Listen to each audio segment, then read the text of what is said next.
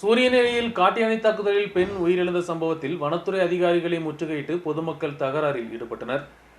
காட்டியாணி தாக்குதலுக்கு நிரந்தர தீர்வு கிடைக்காமல் மரணமடைந்தவரின் உடலை வாங்கப் போவதில்லை என்றும் பொதுமக்கள் தெரிவித்துள்ளனர்.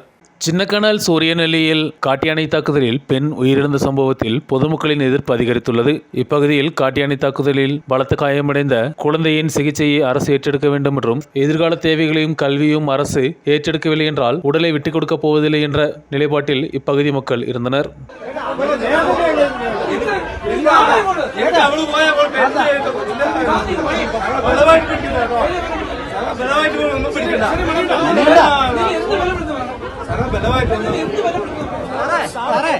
നാൽപ്പത്തിയേഴ് പേര് മരിച്ചിട്ട് നിങ്ങൾക്ക് ശാശ്വത പരിഹാരം ഉണ്ടാക്കാൻ വായിച്ചിട്ടുണ്ടോ?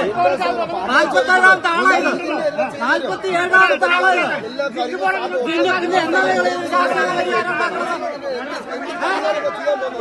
ഉത്തരവിടിയിരിക്കുന്നത് ഞാൻ പറയാം, അവനെ ഞങ്ങൾ സംരക്ഷിക്കും. കർഷകർ ഫണ്ട് വെച്ചിട്ടുണ്ട് സാർ. ഇപ്പൊ ഓട്ടോ ഞാൻ ആ സൈസ് സ്വഭാവക്കാരനാണ്. ജയിക്കുന്നു പൈസ ഒരു 80 പൈസ ഒരു കളവർ ജയിക്കും. സാറിന് സംരക്ഷിക്കുന്നു. ഞാനോടൊക്കെ പബ്ലിക് തന്നെയാണ് പറഞ്ഞത്, നിങ്ങൾ ഈ സോളാർ ഫെൻസിംഗ് എന്നുള്ള പദ്ധതി നിങ്ങൾ ഇതുവരെ നടപ്പിലാക്കിയിട്ടുണ്ട്.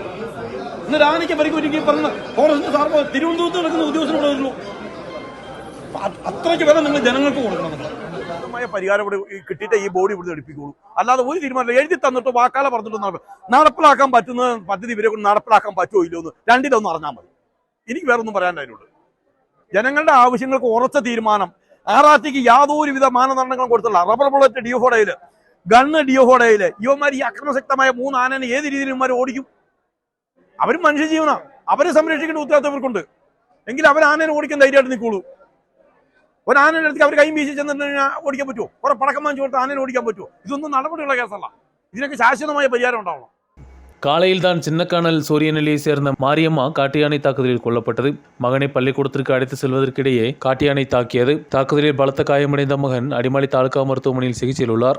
மேலே பாப்பா ஸ்கூலுக்கு விட வந்தேன். அப்பவும் ஆனை வந்து இவங்க 2 பேர்த்தையும் உருட்டி பட்டி எடுத்துச்சு. அந்த பையன் அம்மான்னு கத்துனா. அப்படியே ஆனை வந்து எத்தி அவங்க அம்மாவை வந்து கொன்றுச்சு.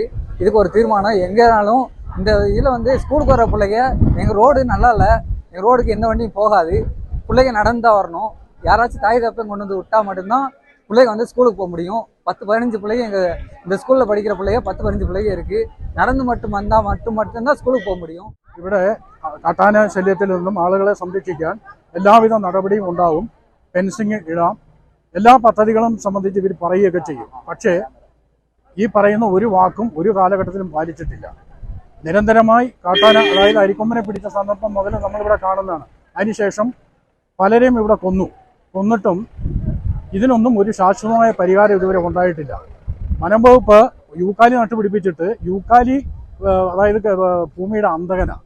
അതുകൊണ്ട് ഒരു പ്രയോജനം, അതിൻ്റെ അടിയിൽ കാട്ടാനൊന്നും നിൽക്കത്തില്ല, അതിന് പുല്ല് പോലും കിളിക്കില്ല, അതുങ്ങൾക്ക് തീറ്റയില്ല ഒരു ഭാഗത്ത്. ഇതെല്ലാം നേരത്തെ നമ്മൾ കൂടുതൽ റിപ്പോർട്ട് ചെയ്തിട്ടുള്ളതാണ്. പക്ഷേ ഈ രീതിയിൽ ഇത് തുടരുന്നത് ശരിയാകത്തില്ല. மாரியம்மாவின் உடலை பிரேத பரிசோதனைக்கு விட்டுக் கொடுக்கப் போவதில்லை என்றும் இங்கிருந்து எடுக்க சம்மதிக்கப் போவதில்லை என்றும் இப்பகுதி மக்கள் தெரிவித்து வந்தனர். தொடர்ந்து நடத்தப்பட்ட பேச்சுவார்த்தையை தொடர்ந்து பிரேத பரிசோதனைக்காக உடல் இடுக்கி மருத்துவக் கல்லூரிக்கு மாற்றப்பட்டது. சின்னக்கானல் சாந்தமாரி பஞ்சாயத்துகளில் காட்டியானை தாக்குதலுக்கு சரியான தீர்வு கிடைக்காமல் பிரேத பரிசோதனைக்கு பின்பும் உடலை வாங்கப் போவதில்லை என்றும் இப்பகுதி மக்கள் தெரிவித்துள்ளனர். ആന വന്ന് ഒരു കൂട്ടമായിട്ട് വന്ന് നാല് ദിക്കിലേക്ക് വന്ന് ആനനെ ആൾക്കാർ പടക്കമിട്ട് ഓടിച്ചു.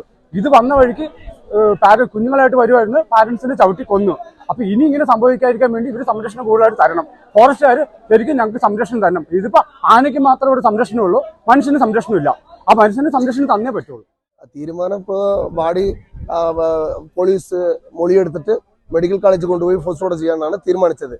പക്ഷെ ആ പാവപ്പെട്ട കുടുംബത്തിന് നഷ്ടപരിഹാരം കിട്ടാതെ, അവർക്കൊരു വാഗ്ദാനം കൊടുക്കാതെ അവിടെ നിന്ന് ബോഡി ആരും മേടിക്കില്ല എന്നാണ് ഇവിടത്തുള്ള നാട്ടുകാർ മൊത്തം, അവരുടെ ഫാമിലി മൊത്തം പറഞ്ഞേക്കുന്നത്. ഇപ്പൊ താലൂക്ക് ആശുപത്രി കൊണ്ടുപോയിട്ടുണ്ട്. പോസ്റ്റ്മോർട്ടത്തിന് ശേഷം അതിന് തീരുമാനം ആയിട്ട് മാത്രമേ ഞങ്ങൾ ആ ബോഡി മേടിക്കത്തുള്ളൂ. അതിനുള്ള തീരുമാനങ്ങൾ എടുത്തതിന് ശേഷം മാത്രം. പിന്നെ ഒരാള് ഇവിടെ മൂത്ത കുട്ടിക്ക് കുഴപ്പമില്ലാതെ കമ്പനി ആശുപത്രി തന്നെയുണ്ട്. ഇളയ കുട്ടീനെ അടിമാലിക്ക് കൊണ്ടുപോയിട്ടുണ്ട്. காட்டியானை தாக்குதலில் பாதிக்கப்பட்ட குழந்தைக்கு தொடர்கல்வி உட்பட உள்ள சிகிச்சை செலவுகளும் அரசு ஏற்றெடுக்க வேண்டும் என்றும் இப்பகுதி மக்கள் கேட்டுக் கொண்டுள்ளனர். மாநிலத்தில் காட்டியானை தாக்குதல் அதிகமாக உள்ள பகுதிதான் மதிக்கட்டான் சோலையோடு சேர்ந்துள்ள சின்னக்கானல் சாந்தமாரி பஞ்சாயத்துகள். முன்பு இந்த பகுதியில் தாக்குதல் நடத்தி வந்த அரிசி கொம்பன் காட்டியானையை பொதுமக்களின் எதிர்ப்பை தொடர்ந்து இங்கிருந்து மாற்றியிருந்தனர். தொடர்ந்து இங்குள்ள காட்டியானைகளுக்கு ரேடியோ காலர் உட்பட உள்ளவை வைத்து காட்டியானைகளை கண்காணிக்கப்படும் என்றும் பென்சிங் உட்பட உள்ள தடுப்பு வசதிகள் செய்யப்படும் என்று வனத்துறை அறிவித்திருந்த போதும் இதுவரையும் எந்த நடவடிக்கையும் எடுக்கப்படவில்லை. இறுதியாக காட்டியானைகளை கண்காணிப்பதற்காக ஆர்ஆர்டி குழுவினர் நியமித்திருந்தனர். ஆனாலும் காட்டியானை தாக்குதலுக்கு இதுவரை தீர்வு காண முடியாத நிலையில்தான் மீண்டும் காட்டியானை தாக்குதலில் ஒருவர் உயிரிழந்துள்ளது. காட்டியானை தாக்குதலுக்கு நிரந்தரமாக தீர்வு காண வேண்டும் என்றும் இப்பகுதி மக்கள் கேட்டுக் கொண்டுள்ளனர். நியூஸ் பியூரோ, ராஜகுமாரி.